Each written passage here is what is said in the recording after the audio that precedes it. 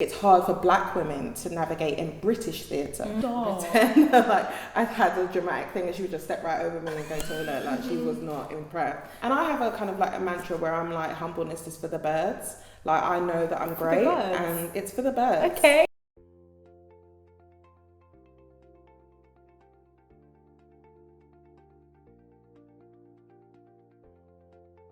Hi guys, welcome to Black Girls Brunch. Thank you so much for joining us. If you haven't already, please do subscribe to our channel and click the like button on this video. I'm so excited and pleased to be having a chat with Shereen Jasmin Phillips.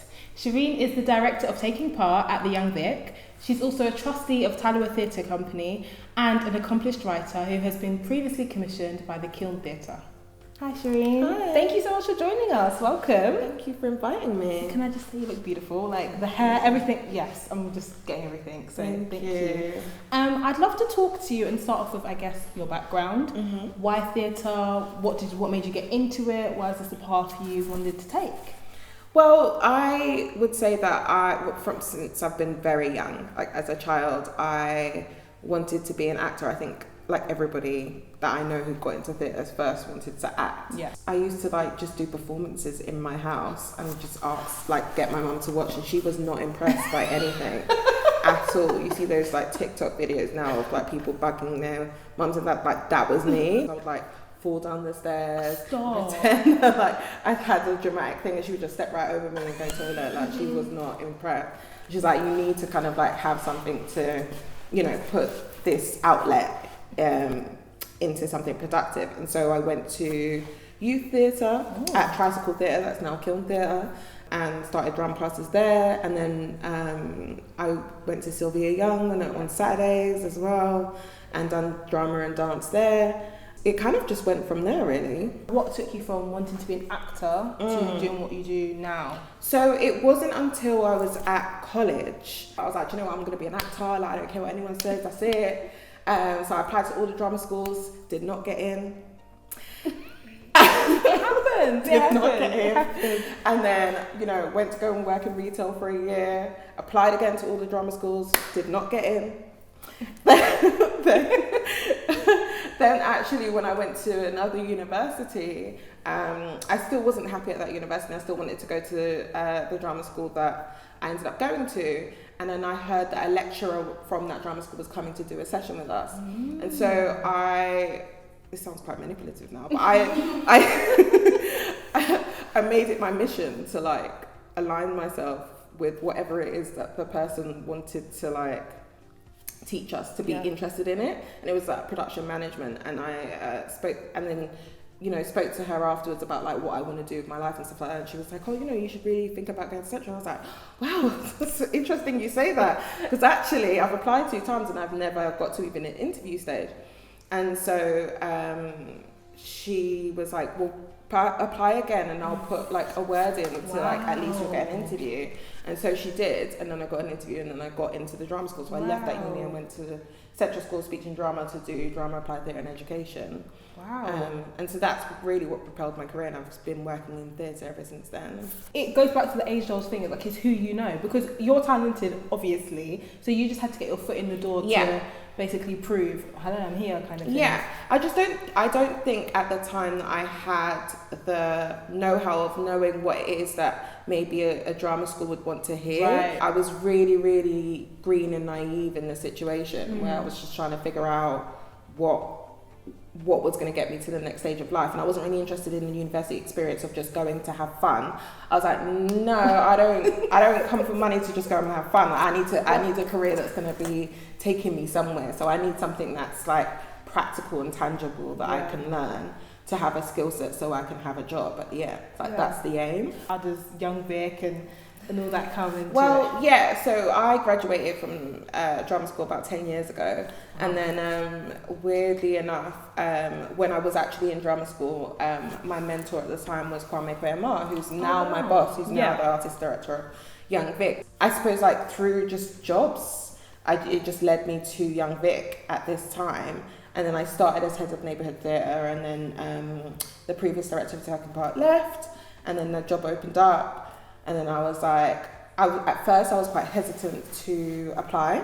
Creative engagement department in a theatre. I've never seen a black woman ever lead that. So I think a little bit of me was hesitant because if I'd never seen it, maybe I just didn't think it was something that would be possible for me. I was like, might as well go for it.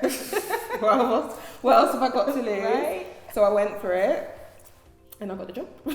Basically. That's great. So that's about it. So I've been director of taking parts in last year, December. So I'm in my first year. And how's it going? Like, you enjoying it? I would say that it's very multifaceted and align it with the overall mission and goals of the organisation. Okay. So I work really closely with Kwame, who's the artistic director, whatever his vision is for the organisation, to make sure that we are both adding to that, but also feeding into his programming as well. So I lead all of the community engagement work, all of the youth theatre, all of the schools work. So everything that we do that isn't main house programming. Wow, that's a lot. Yeah, I suppose so. I want to ask you, what, I guess, challenges come with being a black woman in your industry? How does that work for you? I think there's always going to be challenges because you have like the tropes of like the aggressive black woman, angry black woman. If you assert yourself a certain way, or if you're not humble, then people kind of assume certain things of you. And I have a kind of like a mantra where I'm like, humbleness is for the birds. Like, I know that I'm great and it's for the birds. Okay. And I know, and I think that to have the confidence to know that you're amazing and you're great in a space that people want you to really just bow your head and be grateful to be in those spaces can be really tricky, specifically not just in theatre but in British theatre, because if we're talking about theatre globally, if we're talking about storytelling, then actually black people and all ethnicities have been telling stories for years, for centuries. And what we're saying is that it's hard for black women to navigate in British theatre because it's seen as a traditionally upper middle class white industry. And so I think with the world and how the world is going now, it's the same with this industry.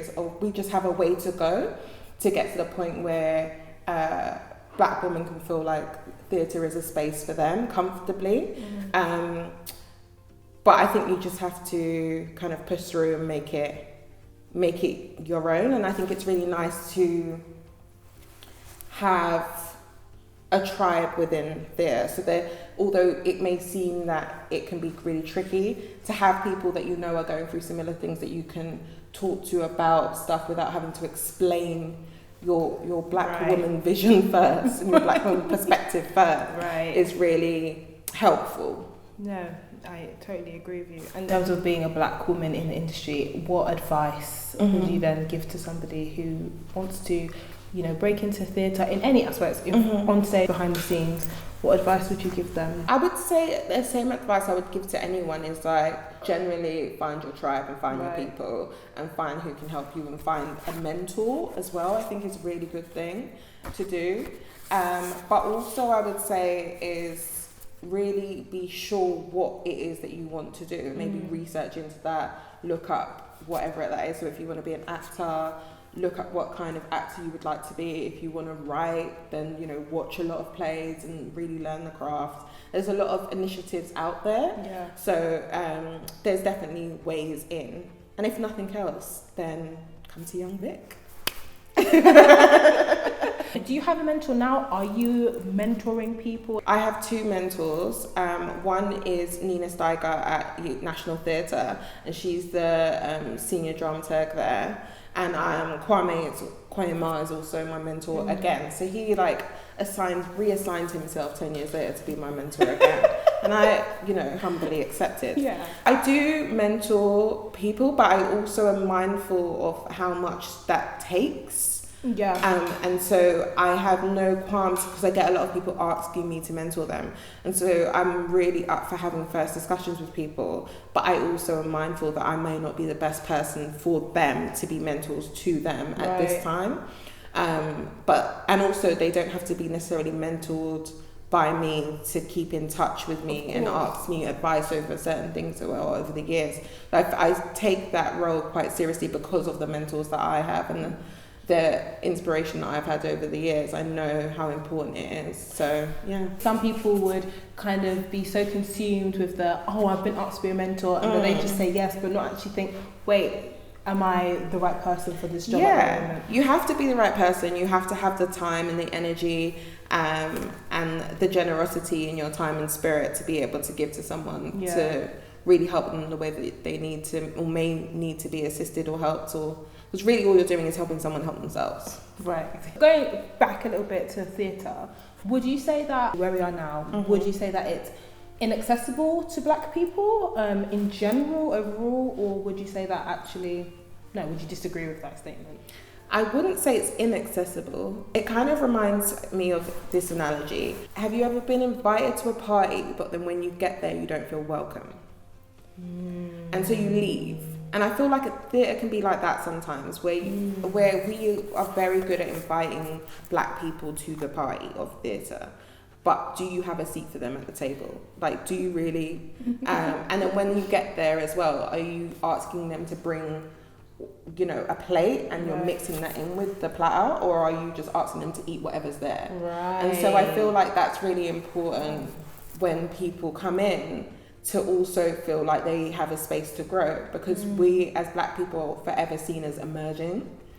And I'm waiting for the day that we emerge, because that will really be a glorious day. But all I ever get is like, we really want to do these initiatives for like young black people who are starting their career. I'm like, black people have been working for a long time, babes. There's been black people before me, there will be black people after me that are skilled enough to have middle management roles, senior management roles, executive management roles. And so if we keep putting the emphasis on emerging, then when we get to the place where people feel like they've emerged and there's no kind of place for them, they're just going to drop out, and we're just having that cyclical motion. Yeah. What structures would you like to see in place in terms of like structurally in the theatre to allow it to be more accessible in terms of like what you speak about? The Black Lives Matter movement and what's been happening over this time with COVID. The dreaded word, which I feel like if you say too many times, that it will show up. I feel like it's really enlightened people's minds to be able to have really honest conversations about representation and inclusivity. It's also forced people to, especially in theatre, there's kind of a thing going around right now where companies are invited to kind of put up or shut up, basically, like say, you've said you stand by the Black Lives Matter movement, cool, let us know who's in your organisation. Right. Statistically, what's your board saying? Statistically, what's your directors and exec team saying? Like, what is your staff kind of breakdown, and are you representative of what you're saying that you want to be part of? And I think it's about that. It's about holding people into account who are in those organisations, because I think that actually there's been a lot of smoke and mirrors by just talking about what's been on stage, and so people are like, oh no, but there's lots of representation. Remember we done that black play the other day?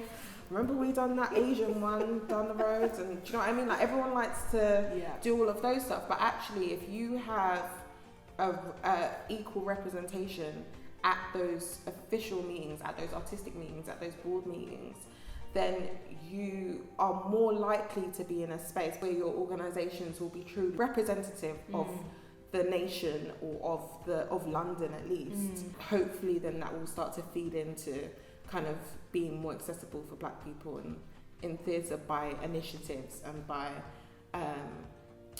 the way in which staff are treated and the way in which language is used, like, unconscious bias training, microaggressions in the workplace training, all of those things would be seen as more of an importance. Talking a bit more about that and like initiatives that do get like black people into the theatre and stuff, what do you think about those initiatives? Black Theatre Project is fantastic. They have stuff like, as well, creative access, stuff for black people and people of colour, and generally people like of working class backgrounds and things like that. Like, all of those initiatives are really good, but I think what's tricky about them is exactly kind of what I was saying before about they really help young people. They help people having, as with creative access, are very much about entry level roles. Again, there's nothing that really helps people when they get to that middle bit. It kind of helps you at a certain point, and it's like, you're cool, right? You can sort yourself out now, right? You're 25, right? Like, you should have things sorted out now. And that's the issue, I think.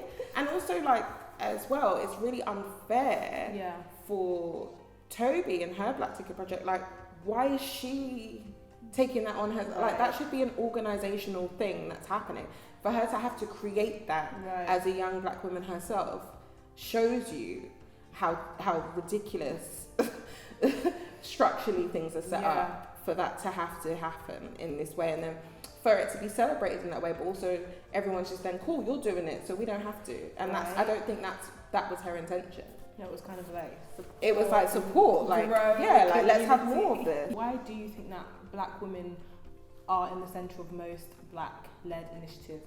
That might be a bit of a controversial thing to say, but I'm going to put it out there anyway. I'm going to say this, and I'm going to go, I really thought about Black women in general.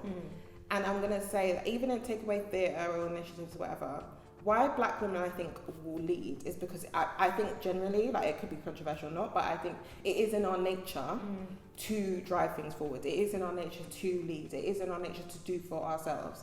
Often you do have, like, Black women will see that strong Black woman stereotype that's seen that can be really harmful to us, can also be really beneficial to us in regards to us just getting up and going. And often people see that with their mums, of juggling the households and juggling work and juggling kids and just carrying on with it. But I also think that culturally, that Black men often will be okay. Like, generally, if Black men are going through something, there is a woman somewhere that will help him. There will always be a woman. So even now, if I think about all my exes that have done me dirty, if they were to call me now and been like, I'm out on the streets, I'm homeless, I would help them. Right.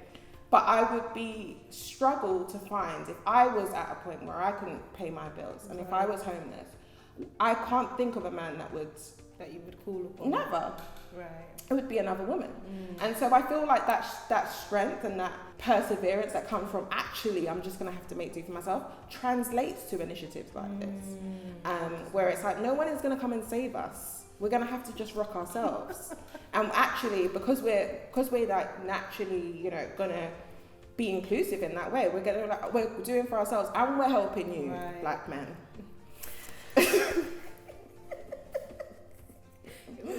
Right. Yeah. Take a sip, because you're spilling some real tea. So going back to your career and just you as a person, what is your, I guess, biggest accomplishment for you so far? You know what? It is a big question. And I always feel like, what's the official, when people ask me things like this, I'm like, well, it sounds like a really fancy thing to say or whatever, should I talk about my writing or or maybe my role now, because it's such a big role. And I do think those things are really important. But I would say that it's the job that I had when I took a break from theatre for a year, where I worked as a support worker in a homeless hostel. Wow. Basically in a homeless hostel, it was multiple and complex needs, men only hostel, and the complex needs were homelessness, ex-offenders, substance misuse and mental health. Wow. And so that was a really tough job. Yeah. Obviously working with grown men, and I was 27 at the time, and I was working with grown men that were double my age, that I had to manage their lives basically. And working somewhere where someone lives comes with a whole another thing of itself. And in that whole time that I was there, could be a book, let me tell you, because I saw some stuff. Can we be expecting? I think my biggest accomplishment in that was helping people who were double my age, were 40 odds, and helping people into their own accommodation for the first time in their lives. Wow. after battling a crack addiction for 26 years and things like that, or even in things that I thought at the time was my failures, but now looking back I realised that actually I'd done a lot for those men in bringing my empathy to stuff, so helping people that maybe relapsed and went in prison, but made sure that I took the time to make my legal visits, to take 2 hours to go down and see them, and then just went to just chat the breeze, because actually I was this is the only visit that you're going to get. Right. So let's just chat about stuff. Those kind of things of knowing that really impacted their lives in a positive way. And has carried on to. So some of these people I know are still in accommodations, are still, you know, clean or whatever, have benefited from me being a very small part of their life, but having a big quite control of that and using that in the best way I possibly could at the time. To me, is my biggest accomplishment, and I think probably will be my biggest accomplishment ever. That's amazing. That's like amazing, and to know that you had that sort of like effect on people, and like it's just that's yeah, you should be really proud. That's really cool. Thank you. How do you overcome failure or rejection? It's tough, man. I cry. When I was younger, I definitely like took it really hard, and I took it really hard that I was sort of taking it really hard, and I'd get in a little spiral. My mental health would really suffer, and you know, we all kind of suffer from really bad mental health. Now I think, and we speak about it more, and anxiety and all that stuff, but I think now I really just allow myself to feel it and be in my feelings, but know that there is light at the end of the tunnel and that I'll come through that. If I get failure and I get rejection or whatever, like I know that because of past, you know that you like there's always also going to be highs, and without the lows you're not going to know the highs. So having that logic in your mind, but emotions can sometimes take over that. And so just being like literally in my face, I'll be like, cool, if I can't cry right now, I'll schedule a time to cry, and I'll schedule a time to process my feelings. If you are not going to be okay with rejection, then it's not the industry for you, unfortunately. You're going to get it wherever you go. But you also just need to believe in your source. Like you just need to believe in yourself and know that like what's for you will not pass you. And it may not be right now, but it will come. Whatever it is that you feel like you want, like, you know. And I believe in God as well. Like, I'm very much like, when you make plans, God laughs. Right. And so, let me tell you, he's had a chuckle at my life, boy. So if I think about all the plans I've made, he's like, okay, girl. You don't know. Okay, you stay there. I'm in my early 30s now. I've lived a bit of a life, and I know like that there are ups and downs with stuff, but I also remember the times when I've been really down and I thought that nothing could get any better, and I really just was like, this can't get any through, and it did. Right. And so I look back at those times, I'd be like, do you know what, if I went through that, I'll be alright. So what's next for you? Like, what are you working on anything? Cracking on with my job that they pay me for, do you know what I mean? Get your money. I'm also going to start writing a book. I'm going to write a book about my life, or based very loosely, I'm going to say loosely, on my life in Northwest London, growing up in Northwest London.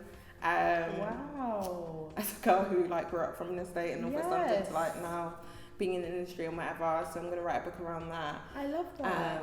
And that carrying on with my writing generally. I'd like to move into TV as well with some of my things moving forward, like maybe at the end of my tenure as director of taking part at Young Vic and stuff. But also I think it's really important to, because we focus on careers quite a lot of the time, it's really important to like balance that on personal. And I think personally, I definitely want to get married. If there's anyone out there. Come on! I'm single.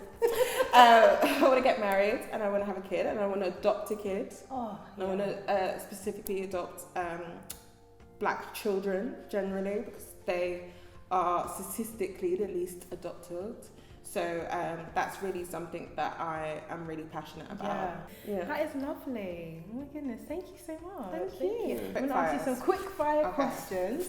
So these are quick fire questions specifically and exclusively for our patrons. So if you want to hear the answer to these questions, click on the link in the description box. Marion Pharrell Williams. And I was like, I told you I didn't want right. He's like, come on, I got you. And I was like, I feel like you do as well, Mike. I really feel like you've got me. How would I feel if I liked this? Yeah, and I was like, I've enjoyed it, and I'm really happy about that. Thank you guys so much for watching this interview with the wonderful Shereen. If you enjoyed this video, please do click the thumbs up, and don't forget to subscribe to our channel. Why not comment down below who we should have next? And if you do want to connect with Shereen, her Twitter handle will be in the description box below. Shereen, thank you so much for coming. We really appreciate it, and thank you so much for supporting Black Girls Brunch. Oh, of course. What you guys are doing sounds great. Thank you.